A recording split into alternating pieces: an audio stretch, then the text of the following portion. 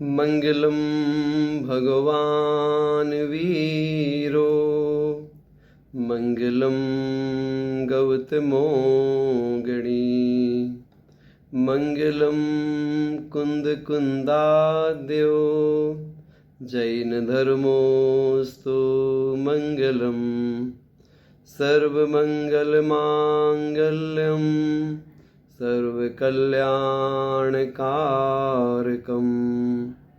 प्रधानं सर्वधर्माणां जैनं जयतु शासनम् णमो अरिहन्ताणं णमो सिद्धाणं णमो आयर्याणं णमो उवज्झायाणं णमो लोये सौवसाहूणं तीन भुवन में सार वीतराग विज्ञानता शिव स्वरूप शिवकार नमहु त्रियोग संहारिके। पंच परमेष्ठी भगवान की जय। द्वादशांग जिनवाणी माता की जय। परम पूज्य आचार्य गुरुवर विद्यासागर जी महाराज की जय। 3 कम 9 करोड़ महामुनिराजों की जय।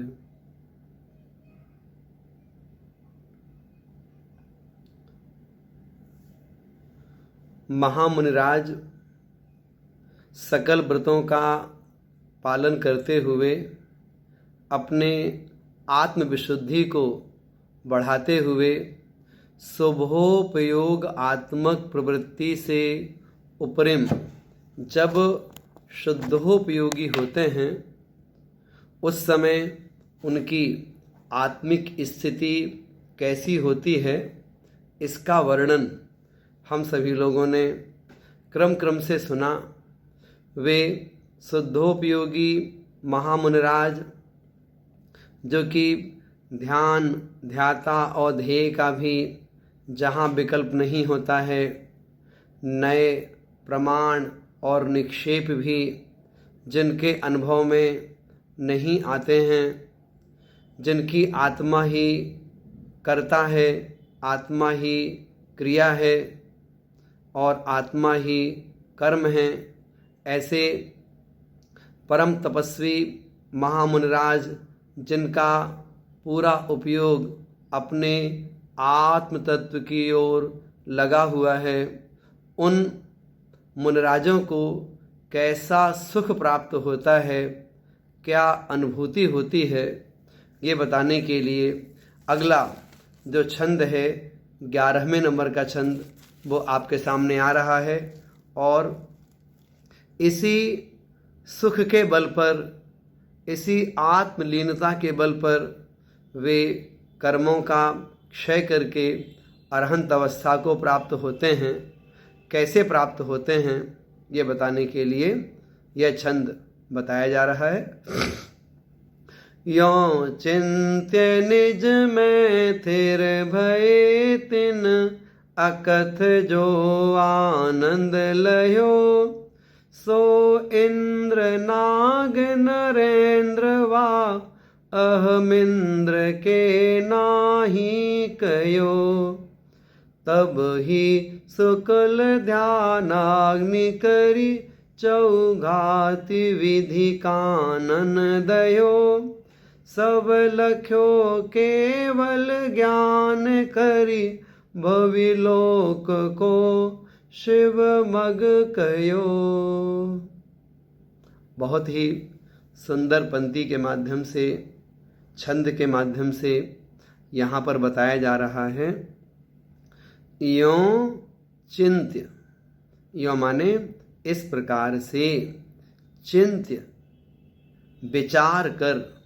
कैसा विचार कर? बस ज्ञान स्वरूप जो आत्म तत्व है उसमें पूरी तरह से तल्लीन हो गए हैं। कोई राग भाव नहीं, कोई द्वेष भाव नहीं, संसार के चराचर किसी भी पदार्थ से ममत्व भाव नहीं है, कोई अहंकार का भाव नहीं है। बस ज्ञान ध्यान तप में तल्लीन वे आत्मा अपने आत्म स्वरूप में तल्लीन हो गए हैं। यों चिंत, इस प्रकार से चिंतन कर निज में थिर भये। निज में अर्थात अपने आत्मस्वरूप में थिर भये, जो महामुनिराज स्थिर हो गए हैं। तिन अर्थात उनको, उन मुनि महाराजों को, अकथ जो आनंद लह्यो। अकथ अर्थात ऐसा आनंद प्राप्त होता है जिसे हम कह नहीं सकते हैं। तिन अकथ जो आनंद लह्यो, ऐसा अकथनीय आनंद उन मुनिराज को प्राप्त होता है। कैसा प्राप्त होता है? सो वह आनंद इंद्र, नाग, नरेंद्र वा अहमिंद्र के नाही कहियो। इंद्र बोले तो जो वैमानिक देवों में जो इंद्र होते हैं, जो स्वामी होते हैं, सौधर्म इंद्र आदि कहलाते हैं, वो इंद्र हैं। नाग, नाग बोलते हैं जो अधोलोक में असुर कुमार हैं, नाग कुमार हैं, इनके जो इंद्र होते हैं वो नागेंद्र के नाम से कहे जाते हैं। अधोलोक के जितने भी इंद्र सब आ जाएंगे। फिर नरेंद्र, नर बोलते हैं मनुष्यों के लिए, और नरेंद्र मनुष्यों का जो स्वामी होता है, चक्रवर्ती। तो जो सुख उन मुनिराज को शुद्धोपयोग की अवस्था में अपने आत्म स्वरूप में तल्लीन होने पर प्राप्त होता है, ऐसा सुख इंद्र, नाग, नरेंद्र व अहमिंद्र के नाही कहियो। इन सभी लोगों के पास वैसा सुख नहीं है। इतना उत्कृष्ट सुख प्राप्त होता है। हम आपसे कहना चाहते हैं, जो ये सुख है दो तरह का होता है। एक तो है अभ्युदय और दूसरा है निःश्रेयस। संसार का जो सुख है, जो सुख स्पर्शन आदि 5 इंद्रियों के माध्यम से प्राप्त होता है, जो सुख अपने अनुकूल सामग्रियों के प्राप्त होने पर मिलता है, वह जो सुख है, वह सुख क्या कहलाता है? वह सुख क्या कहलाता है? वो कहलाएगा जो संसार का सुख है, जो इंद्रिय सुख है, वो इंद्रिय सुख की संज्ञा में आएगा वो। और दूसरे प्रकार का जो सुख है, जो कि आत्मिक सुख है, जो हमें निःश्रेयस तक पहुंचाता है, अर्थात वह सुख, जो सुख समस्त कर्मों का क्षय करके सिद्ध अवस्था में प्राप्त होता है, उस सुख का मार्ग है मोक्ष मार्ग। और जो संसार संबंधी सुख है, वह सुख तो स्पर्शन आदि 5 इंद्रियों के माध्यम से प्राप्त होता रहता है, और उस सुख को हमारे द्वारा एक बार नहीं, अनेकों बार प्राप्त किया गया है। अब देखिएगा, थोड़ा सा इसके विषय में और विचार करते हैं। आपने कहा इंद्र, नाग, नरेंद्र व अहिमिंद्र के नाही कहियो। तो जब हम इंद्र आदि की बात करते हैं, इनके सुख की तो क्वालिटी अलग प्रकार की ही है। इनका सुख अलग प्रकार का है और जो मुनिराजों का सुख है वो अलग प्रकार का है। जो ये इंद्र आदि का सुख है ये तो बाहरी वैभव के कारण से प्राप्त हुआ सुख है। ये वास्तव में सुख ना कह के सुखाभास कहा जाएगा। जो वास्तव में सुख है वो सुख तो इंद्रियातीत होता है। एक और तो इंद्र आदि का सुख कह दिया और एक और जो शुद्धोपयोगी मुनराज हैं उनका सुख कह दिया। दोनों की तुलना करना बहुत कठिन है। हम देखते हैं मनुष्य पर्याय में जो चक्रवर्ती होता है, चक्रवर्ती का सुख, उसका वैभव अपार वैभव है, उसको तत्संबंधी सुख प्राप्त होता है। फिर जो देवगति में सामान्य देव होते हैं उनका सुख और ज़्यादा होता है। फिर जो इंद्र होते हैं उनका और ज़्यादा होता है। जो अहमेंद्र होते हैं उनका और ज़्यादा होता है। अहमेंद्रों में भी जो 5 अनुत्तर विमान के देव होते हैं, सर्वार सिद्धि के देव होते हैं, उनका सुख और ज़्यादा होता है। इन सब का सुख इंद्रिय संबंधी विषय है, वो समझना चाहिए। इसके बाद में अब कोई जीव व्रती बन गया, 2 प्रतिमा के व्रत उसने ले लिए, तो जो व्रती जो श्रावक है, 2 प्रतिमाधारी है, उसका जो सुख है वह सुख सर्वार सिद्धि के देवों से भी ज्यादा है। क्योंकि जो देवगति के देव हैं उनके मात्र एक कषाय का ही अनुदय हुआ, ये कहा जाएगा, इससे ज्यादा नहीं होगा। अन्यथा उसका भी ना हो तो मिथ्या दृष्टि भी रह जाएंगे।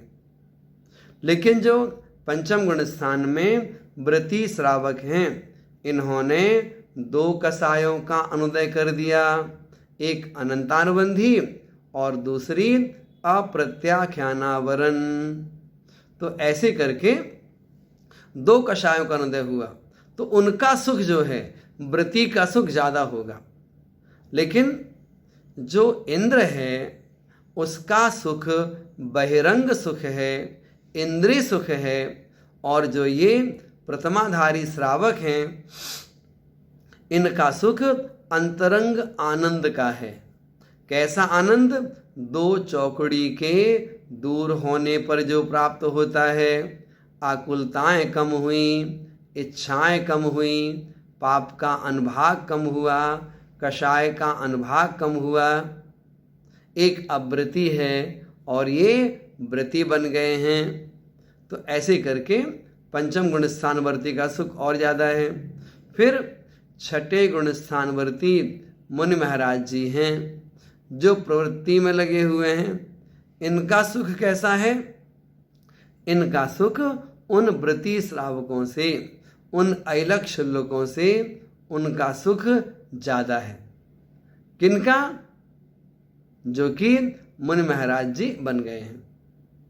तो व्रती की अपेक्षा जो महाव्रती हैं उनका आत्मिक सुख और ज़्यादा होता है। अब देखो, अब इसके बाद बात आएगी कि जो मुनि महाराज जी हैं उनकी प्रवृत्ति 2 तरह की हो गई, एक शुभोपयोगात्मक और एक शुद्धोपयोगात्मक।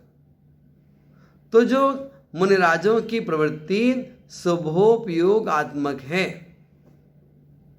है ना, उनका सुख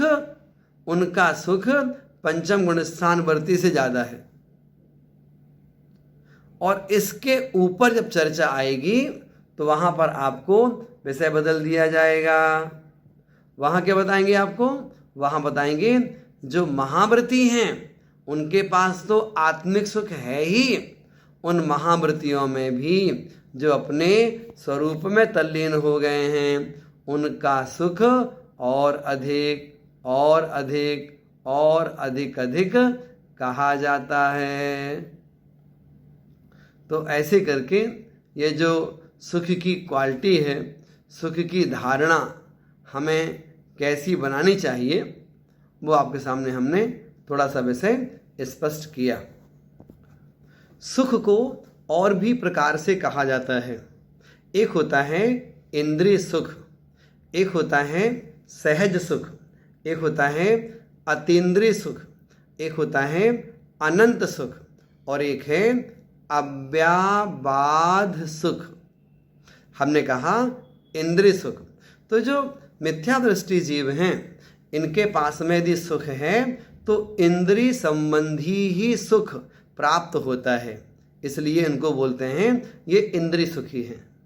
फिर ऐसे ही जो सम्यक दृष्टि है, चौथे गुण स्थान में है, पांचवें गुण स्थान वाले, छठे गुण स्थान वाले, सातवें गुण स्थान वाले, अर्थात जो शुभोपयोगी हैं, इनका सुख सहज सुख कहलाता है।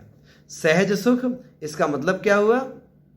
इसका मतलब ये जो हर परिस्थिति में अपने आप को तुरंत ढाल लेता है, अपने आप को एडजस्ट कर लेता है। हाँ भाई ऐसा है, चलो ठीक, कोई बात नहीं। तुरंत उन परिस्थितियों में जो ढल जाता है उसका सहज सुख है। बहुत आकुल व्याकुल नहीं होना, बहुत परेशान नहीं होना, है ना। द्रव्य क्षेत्र काल भाव कैसा भी हो, उन परिस्थितियों में अपने आप को तुरंत बदल देना, उसका सुख सहज सुख होगा। और तीसरा होता है अतीन्द्रिय सुख।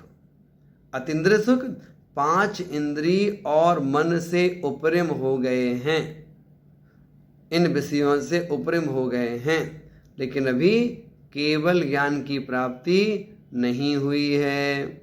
ऐसे सातवें गुण स्थान से लेके और 12वें गुण स्थान तक जो महामुनिराज होते हैं, उनका जो सुख है वह अतीन्द्रिय सुख कहलाता है।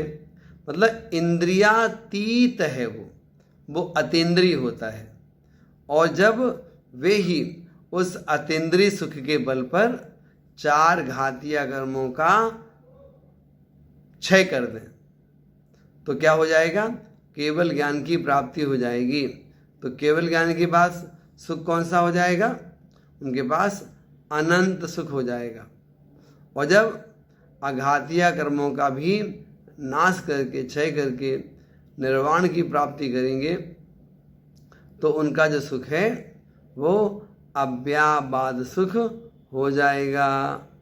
ऐसे हमने यहाँ पर विषय स्पष्ट किया कि जो सुख है कितने तरह का है? वह 5 तरह का होता है। इसमें से अगर प्रश्न किया जाए कि किस सुख की बात यहाँ पर चल रही है, तो यहाँ पर अतीन्द्रिय सुख की अपेक्षा से विषय का प्रतिपादन किया जा रहा है। अब ध्यान देना, सो वह जो सुख है इंद्र, नाग, नरेंद्र व अहमिंद्र के नाही कहो। इंद्र के पास भी नहीं होगा, नाग अधोलोक के स्वामी जो इंद्र हैं उनके पास भी नहीं होगा, नरेंद्र चक्रवर्ती के पास भी नहीं होगा, अहमेंद्र जो 9 ग्रेवक हैं, 9 अनुदिश हैं, 5 अनुत्तर विमान हैं, वहाँ भी किसी के पास ऐसा सुख नहीं होगा। तो ऐसे करके यहाँ पर पंडित प्रबल दौलत राम जी ने हमें इन सब बातों को बहुत अच्छी तरह से स्पष्ट किया है। आइए, अब क्या हुआ? अब भी मुनिराज जी आत्म ध्यान में और तल्लीन होते जा रहे हैं। कोई विकल्प नहीं है, कोई राग भाव नहीं, कोई द्वेष भाव नहीं, शांत चित्त अपने स्वरूप में और लीन होते चले जा रहे हैं। अभी तक तो पंच परमेष्ठी में किसी परमेष्ठी का चिंतन कर रहे थे, किसी क्षेत्र विशेष का चिंतन कर रहे थे, अपने कषाय भाव का चिंतन कर रहे थे। बस धीरे धीरे धीरे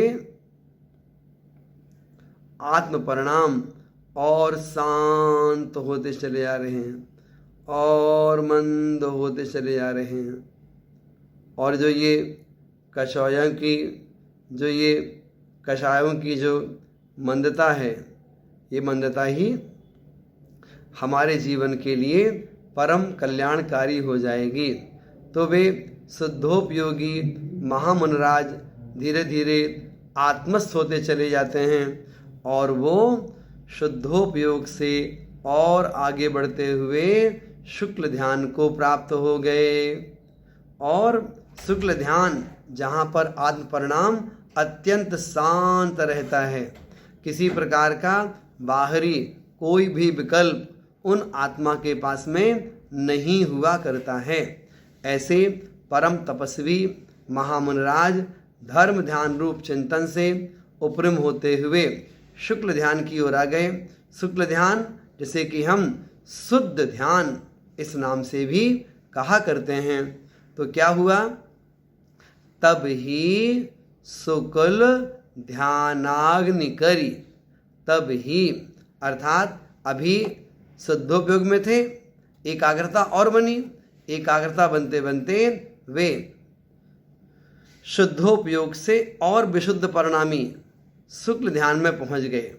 तभी शुक्ल ध्यान अग्नि करी, शुक्ल ध्यान रूपी अग्नि के द्वारा, यहाँ पर आचार्यों ने शुक्ल ध्यान को अग्नि की उपमा दी है। तो शुक्ल ध्यान अग्नि करी, शुक्ल ध्यान रूपी अग्नि के द्वारा क्या करते हैं? चौघाती विधि, चौघाती चार घातिया कर्म रूपी जो कानन माने जंगल है उसको दहियो। चौघाति विध,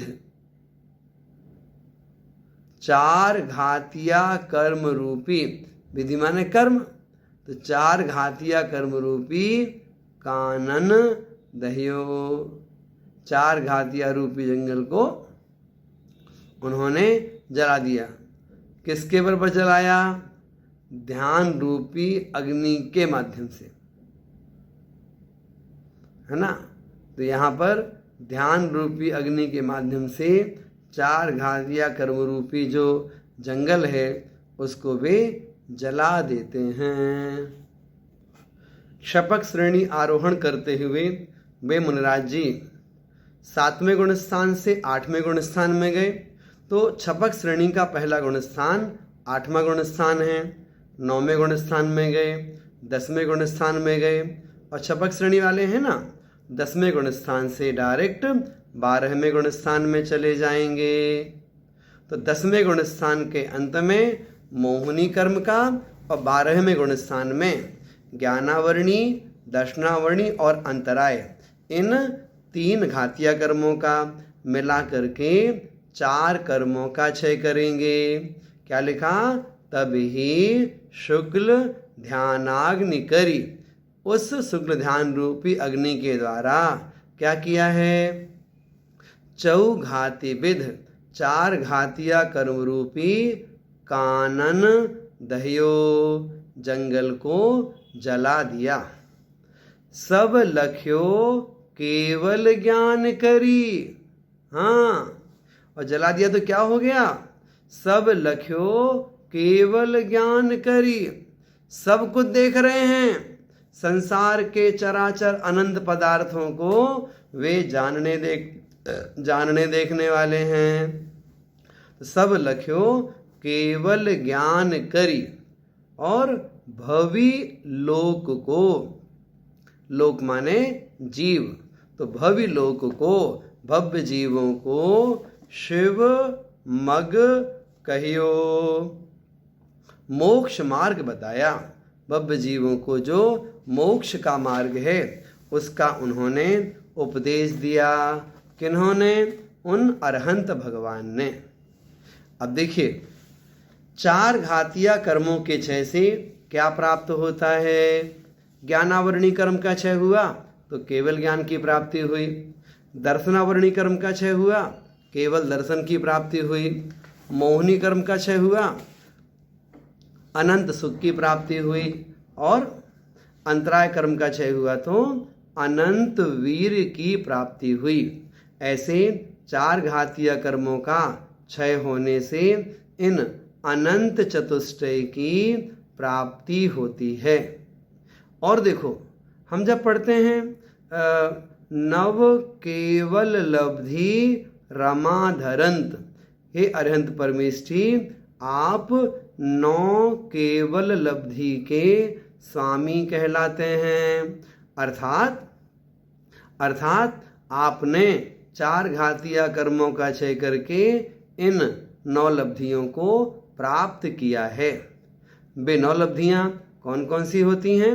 ज्ञानावरणी कर्म का क्षय हुआ तो केवल ज्ञान की प्राप्ति हुई, अथवा क्षायिक ज्ञान की प्राप्ति हुई, अथवा अनंत ज्ञान की प्राप्ति हुई। दर्शनावरणी कर्म का क्षय हुआ तो केवल दर्शन की प्राप्ति हुई। मोहिनी कर्म का क्षय हुआ तो दो गुण आएंगे, क्षायिक सम्यक्त्व और क्षायिक चारित्र।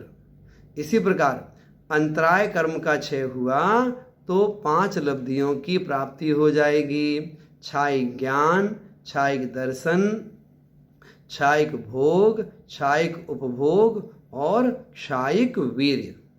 तो ऐसे नव केवल लब्धि रमाधरंत, ऐसे वे अरहंत भगवान हो गए। क्या किया इन्होंने? सब लख्यो केवल ज्ञान करी, अर्थात सर्वज्ञ हो गए। भव्य लोक को शिव मग कह्यो, भव्य जीवों को मोक्ष का मार्ग बताया, अर्थात हितोपदेशी कहलाए। मोक्ष मार्ग किसे कहेंगे? जिस मार्ग पर स्वयं चल करके दूसरों को उसी मार्ग पर चलने की प्रेरणा दी जाती है, वह मार्ग मोक्ष मार्ग कहलाता है। ऐसे करके आचार्यों ने इस विषय का प्रतिपादन यहाँ पर भली प्रकार से किया है। एक बात यहाँ पर और सीखने की होगी, वो क्या है? आपने ध्यान की बात करी ना, तो ध्यान में तो आर्त ध्यान भी होता है, रौद्र ध्यान भी होता है, धर्म ध्यान भी होता है और शुक्ल ध्यान होता है। तो जो आर्त ध्यान और रौद्र ध्यान है, ये तो अशुभ होते हैं, ये तो संसार के ही कारण होते हैं। और जो धर्म ध्यान है और शुक्ल ध्यान है, ये दो ध्यान आत्म कल्याणकारी हैं।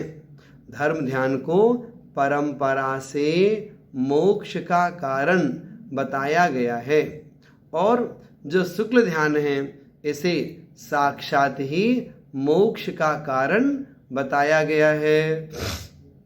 जो जीव शुद्धोपयोग में तल्लीन होकर के और आत्म स्थिरता को प्राप्त होता है, वह जीव क्षपक श्रेणी आरोहण कर ले तो बढ़िया, 8वां गुण स्थान, 9वां गुण स्थान, 10वां गुण स्थान और फिर 12वां गुण स्थान, इन गुण स्थानों को क्रम से प्राप्त करता हुआ चार घातीय कर्मों का क्षय करके अरहंत अवस्था को प्राप्त हो जाता है। तो ऐसे करके ये जो विषय है आपके सामने यहाँ पर बताया गया। जो शुक्ल ध्यान है, इसके बल पर ही यह जीव कर्मों का क्षय कर पाता है, ये विशेषता है। इसलिए पंडित प्रवर दौलत राम जी ने इस बात का प्रतिपादन यहाँ पर किया है कि केवल ज्ञान रूपी अग्नि के बल पर चार घातीय कर्म रूपी ईंधन को जला देते हैं। ये छंद पूरा हुआ। एक छंद और सीखेंगे। अब देखिए, अब यहाँ पर हमें बताया जा रहा है कि अरहंत अवस्था से सिद्ध अवस्था की प्राप्ति हुई तो वो सिद्ध परमेष्ठी बन गए। तो सिद्ध अवस्था में उनका जीवन कैसा चल रहा है, क्या विशेषता उनकी है, वो चीज यहाँ पर सिखाई जाएगी।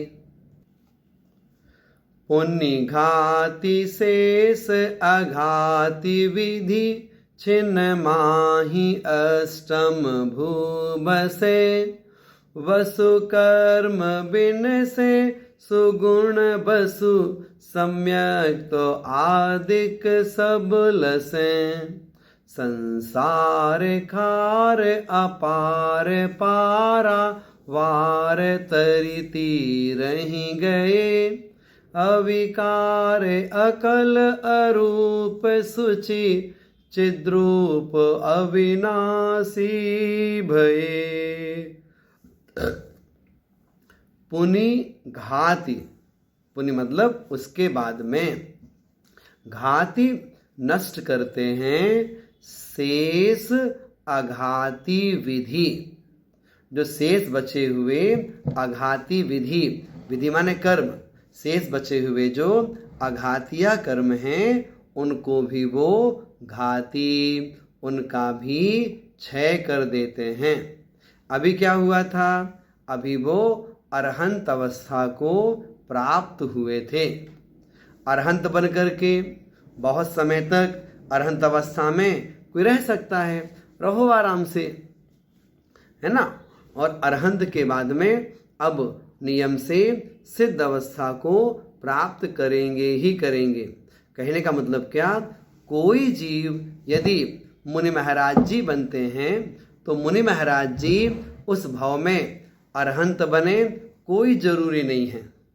लेकिन मुनि महाराज जी बन करके जो अरहंत बनते हैं वो नियम से उसी पर्याय में अरहंत से सिद्ध परमेष्ठी भी बन जाते हैं। जैसे उदाहरण के लिए भगवान महावीर स्वामी हैं, तो भगवान महावीर स्वामी मुनि महाराज जी बने? हाँ बने। तो आप बताओ हमें कि जो महावीर स्वामी हैं ये मुनि महाराज जी कब बने? तो महावीर स्वामी 30 वर्ष की उम्र में मुनि महाराज जी बन गए थे। वे ही महावीर स्वामी 12 वर्ष तक तपस्या करते हैं मुनि महाराज जी बनने के बाद में, और 12 वर्ष की तपस्या के प्रभाव से वे मुनि महाराज जी से अरहंत बन गए। अरहंत कब बने थे? अरहंत बने वो 42 वर्ष की उम्र में। तो 30 वर्ष से लेके 42 वर्ष तक मुनि महाराज जी रहे और 42 वर्ष में अरहंत बन गए थे। अब वे महावीर स्वामी अरहंत अवस्था में कब तक रहे? तो 42 वर्ष से लेकर के लगभग 72 वर्ष की उम्र तक वे महावीर स्वामी अरहंत अवस्था में रहे आए, और 72 वर्ष लगभग पूरा होने पर उन्होंने 4 अघातिया कर्मों का क्षय किया और फिर निर्वाण की प्राप्ति कर ली, मोक्ष की प्राप्ति कर ली। तो वही बात यहाँ सिखाई जा रही है।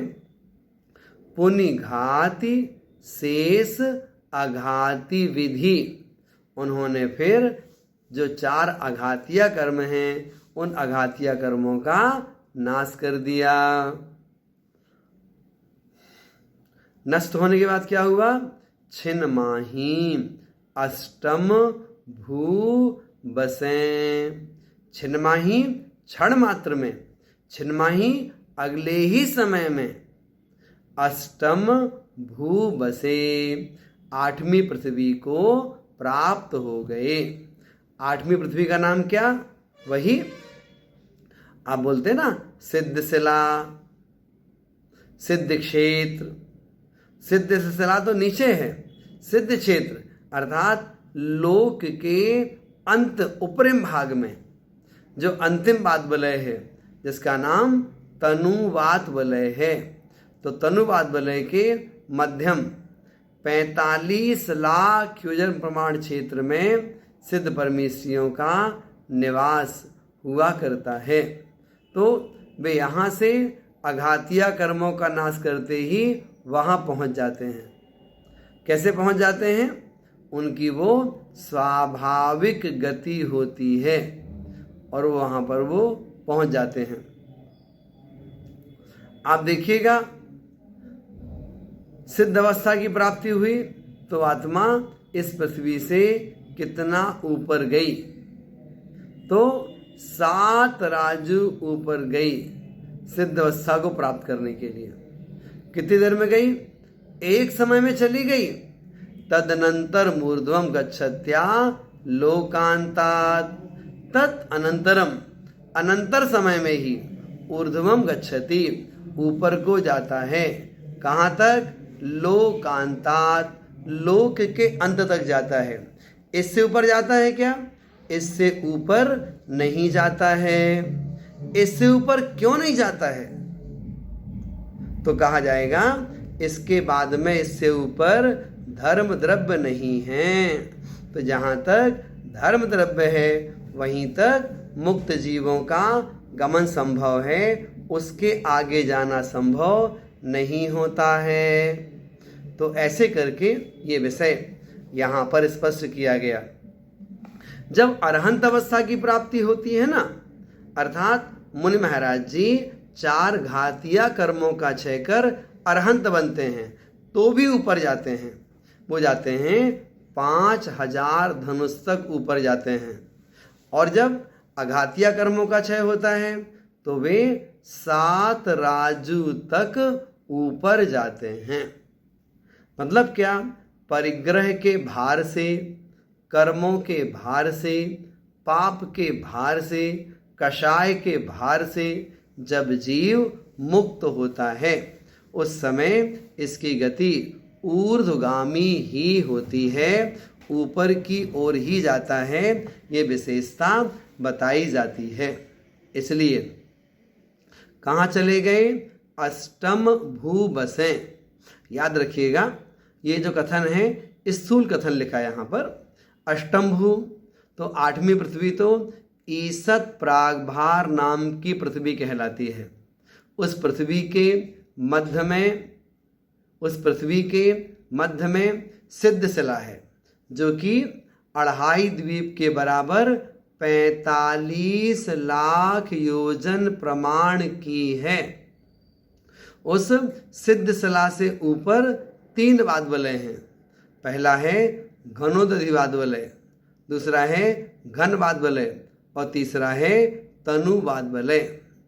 और जो तनु वाद्वलय है उसके भी जो उपरिम का हिस्सा सबसे ऊपर का हिस्सा कहलाता है।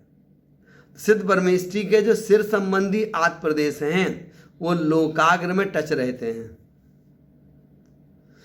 और जो धड़ है वो सारा हिस्सा नीचे की ओर होता है। तो इस प्रकार से सिद्ध परमेष्ठी जो हैं लोकाग्र में कैसे रहते हैं वो आपको यहाँ पर बताया गया है कि 2.5 द्वीप का जो पूरा स्थान है वो पूरा स्थान लोक के अग्रभाग की अपेक्षा से सिद्ध क्षेत्र कहलाता है। और हर एक स्थान पर जो जीवों की संख्या है वो संख्यात नहीं अनंत जीवों की संख्या हुआ करती है। ऐसे करके जो 8वीं पृथ्वी है, जो बाद वलय है, वहाँ सर्वत्र ही जीव पाए ही जाते हैं। बाय नेचर वहाँ का ऐसा है। एक बात और आएगी, सिद्ध परमेष्ठी बन तो गए, उनके पास क्या और क्या नहीं है? सोचिएगा, उनके पास शरीर नहीं, उनके पास कर्म नहीं, उनके पास इंद्रियां भी नहीं, उनके पास राग द्वेष भी नहीं, उनके पास में मकान नहीं, उनके पास में स्त्री नहीं, उनके पास पुत्र नहीं, उनके पास कोई बाहरी संपत्ति नहीं, उनके पास बाहरी वैभव नहीं। वो केवल शुद्धात्म तत्व केवल है वहां पर। उसके अलावा किसी प्रकार से कोई भी बहिरंग संपत्तियां उनके पास में नहीं होती हैं। यदि संपत्ति उनके पास है भी तो मात्र आत्मिक संपत्ति ही उनके पास में हुआ करती है। वो आत्मिक संपत्ति कैसी है और वो कैसे प्राप्त हुई, वो चीज यहाँ पर बताई जा रही है। वसु कर्म विनशय, क्या किया उन्होंने?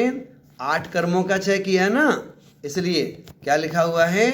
वसु कर्म विनसे, वसु मतलब 8, 8 कर्मों का क्षय होने से सुगुण वसु, सुगुण वसु 8 गुणों की प्राप्ति हो गई है।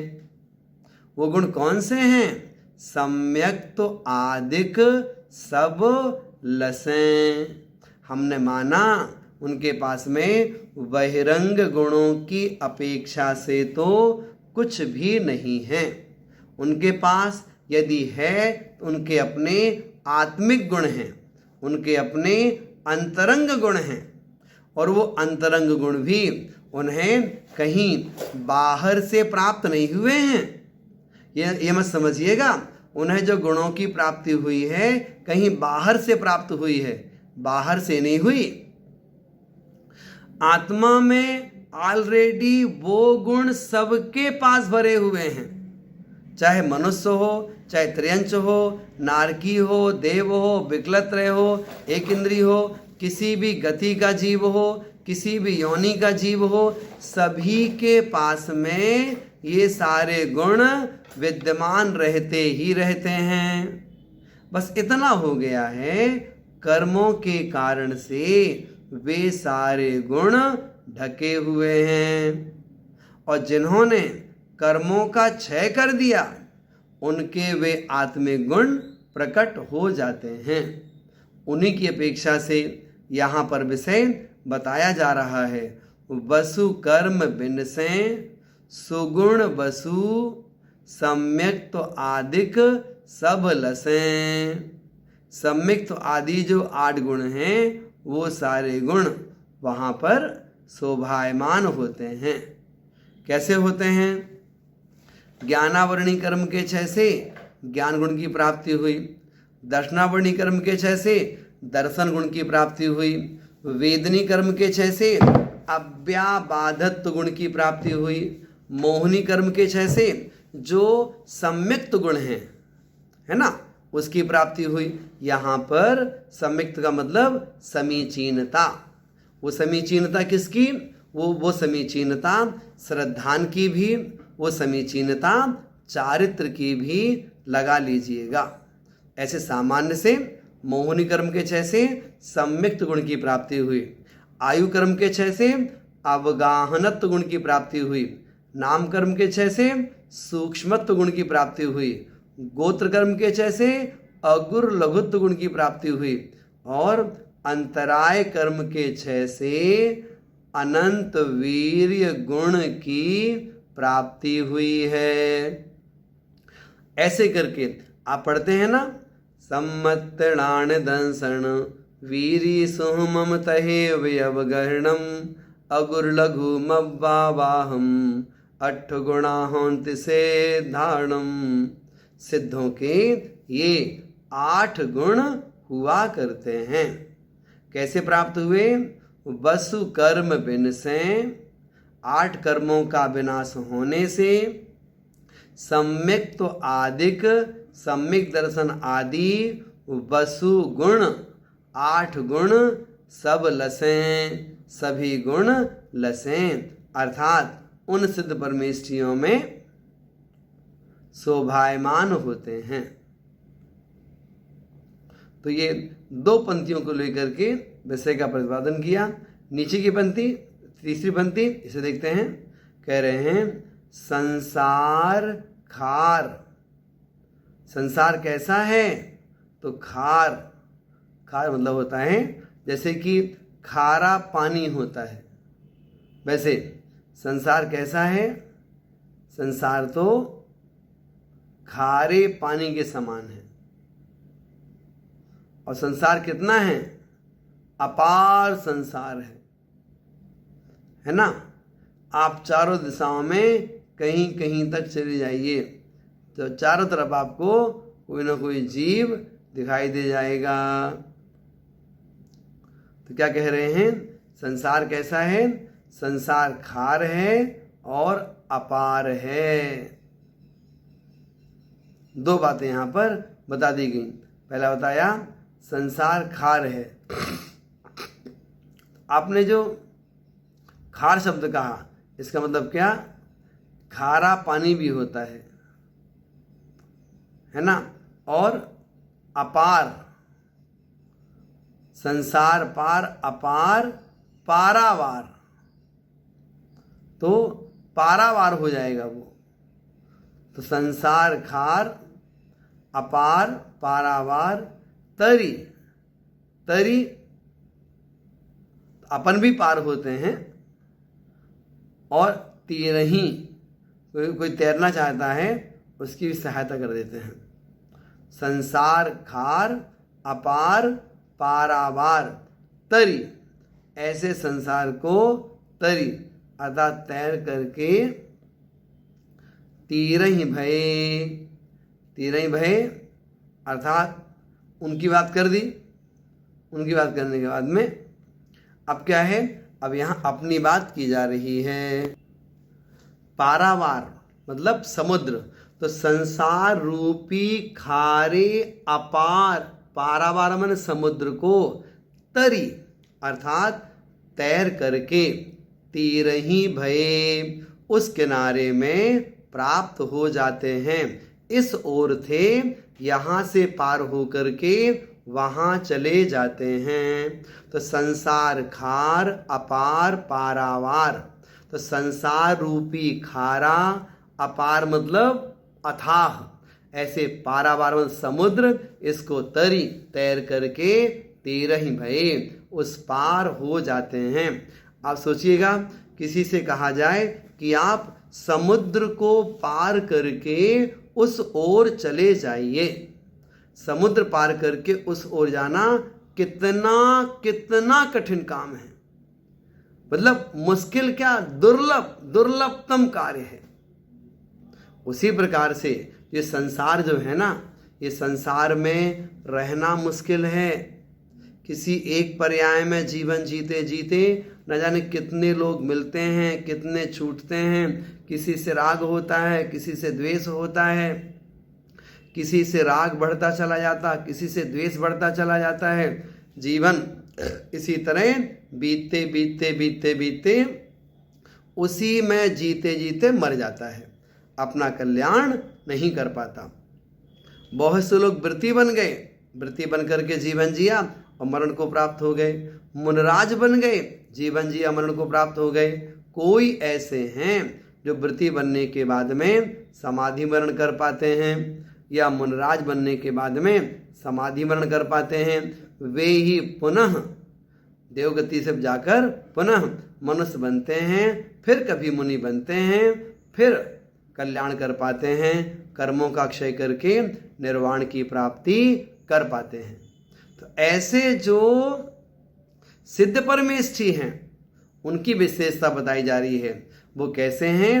अविकार। अविकार माने विकार से रहित हैं।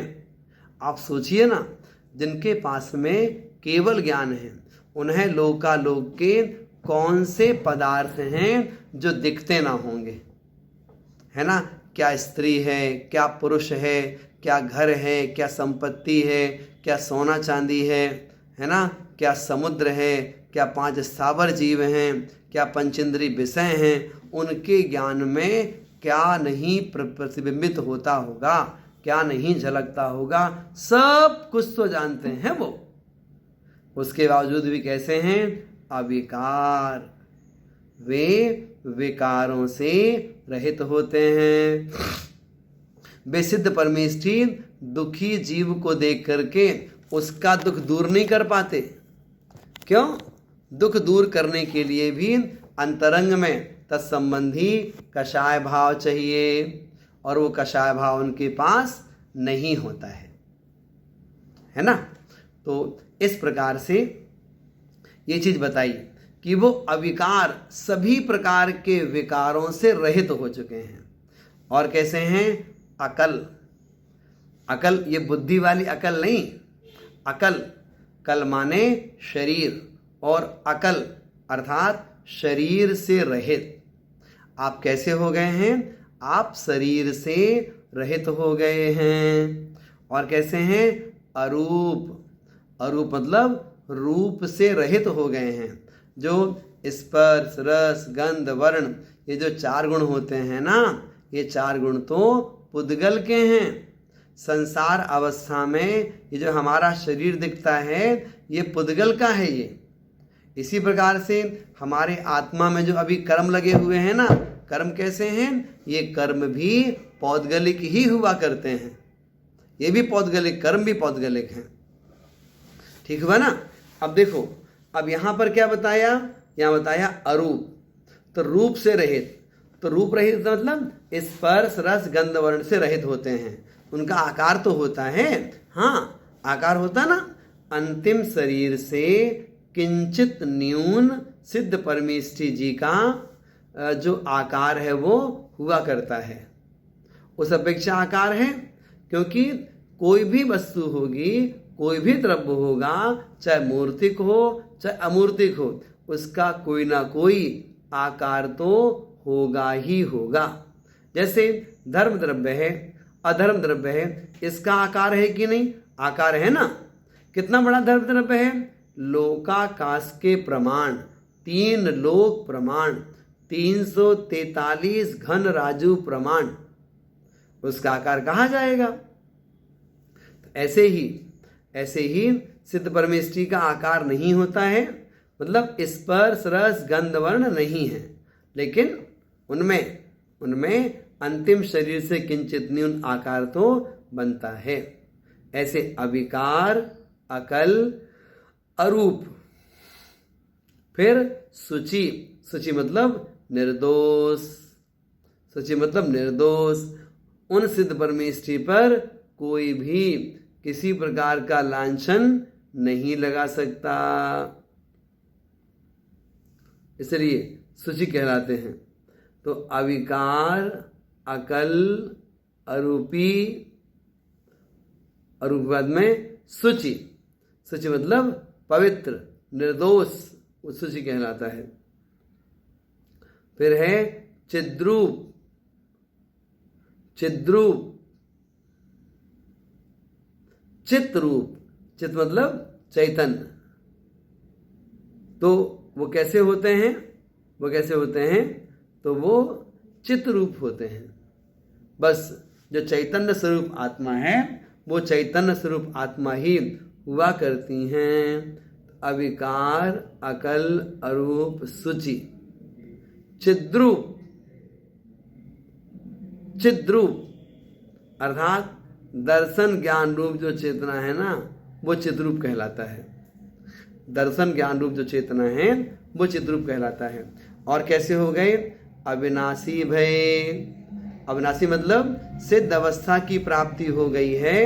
अब वो सिद्ध परमेष्ठी लौट करके संसार में कभी भी नहीं आएंगे। अनंत काल तक अब वो सिद्ध अवस्था में ही रहे आएंगे, इस अपेक्षा से बताया जाता है। कैसे हो गए? अविनाशी भये, अब उनका विनाश नहीं होगा। क्यों? जो सिद्ध पर्याय होती है ना, तो सिद्ध पर्याय प्राप्त होने के बाद में वो फिर बदलती नहीं है। वो जीव सिद्धालय को पहुंच गया, अब सिद्धालय में ही रहेंगे, अब लौट कर संसार में नहीं ही आएंगे। इस छंद का जो अर्थ है एक बार फिर करते हैं। पुनि उसके बाद में घाती शेष अघाती विधि, शेष बचे हुए जो अघाती विधि, अघातिया कर्म हैं, उनको घाती, उनको नष्ट कर देता है। छिन्नमाही अष्टम भूवसें, और अगले क्षण 8वीं पृथ्वी को प्राप्त हो जाता है। वसु कर्म विनसें, 8 कर्मों का क्षय करने से सुगुण वसु 8 गुणों को प्राप्त हो गए। सम्यक तो आदिक सबलसें, जो सम्यक दर्शन, सम्यक ज्ञान, सम्यक चारित्र है, तो बता रहे हैं सम्यक तो आदिक सबलसें, तो 8 कर्मों का क्षय हुआ, सम्यक तो आदि 8 गुणों की प्राप्ति हो गई। और कह रहे हैं संसार खार अपार पारावार, जो संसार है ये खारा है और ये अपार है। अपार मतलब अगाध है। तो ऐसे संसार रूपी खारे अगाध पारावार माने समुद्र को तरी तैर करके तीरहि भये, उस पार को प्राप्त हो जाते हैं। कैसे जाते हैं? अविकार हैं, अकल हैं, अरूप हैं और पवित्र हैं, चित्त रूप हैं और अविनाशी हैं। इस प्रकार से इस छंद को लेकर के विषय का प्रतिपादन आपके सामने किया गया। तो 11वें और 12वें इन दो छंदों के माध्यम से एक छंद में अरहंत परमेष्ठी और एक छंद में सिद्ध परमेष्ठी, इन दोनों का वर्णन हमने सीखा। अरहंत और सिद्ध में क्या अंतर होता है? अरहंत परमेष्ठियों का विहार होता है, सिद्धों का विहार नहीं होता है। इसी प्रकार से जो अरहंत परमेष्ठी हैं उन्होंने 4 घातीय कर्मों का क्षय किया और सिद्ध परमेष्ठी हैं उन्होंने 8 कर्मों का क्षय किया है। ऐसे करके अरहंतों में और सिद्धों में अनेक प्रकार से अंतर आपको प्राप्त हो जाएंगे। तो अरहंत और सिद्ध, अरहंत परमेष्ठी संसारी जीव हैं, त्रस जीव हैं, भव्य जीव हैं। सिद्ध परमेष्ठी न संसारी जीव हैं, न त्रस जीव हैं और न ही भव्य और अभव्य, इन 2 संज्ञाओं में से किसी संज्ञा से जुड़े हुए होते हैं। इस प्रकार से ये विषय अपना पूरा हुआ। अगला जो विषय है हम अगली क्लास के माध्यम से सीखेंगे। आइए माँ जिनवाणी की स्तुति करते हैं। अब हम जिनवाणी स्तुति करेंगे। मिथ्यात्म नाश वे को ज्ञान के प्रकाश वे को आपा पर भास वे को भानु सीमा खानी है। छहो द्रव्य जान वे को बंध विधिमान वे को स्वपर पहचान वे को परम प्रमाणी है। अनुभव बताए वे को जीव के जिताए वे को काहू न सताए वे को भव्य और आनी है। जहाँ तहाँ तार वे को पार के उतार वे को सुख विस्तार वे को यही जिनवाणी है। जिनवाणी के ज्ञान से सूझे लोकालोक, सो वाणी मस्तक धरो सदा देत हूँ दोत। हे जिनवाणी भारती तो ही जपो दिन चैन, जो तेरी शरण गए सो पावे सुख चैन। अब हम शांति पूर्वक 9 बार नमोकार मंत्र के जाप करेंगे।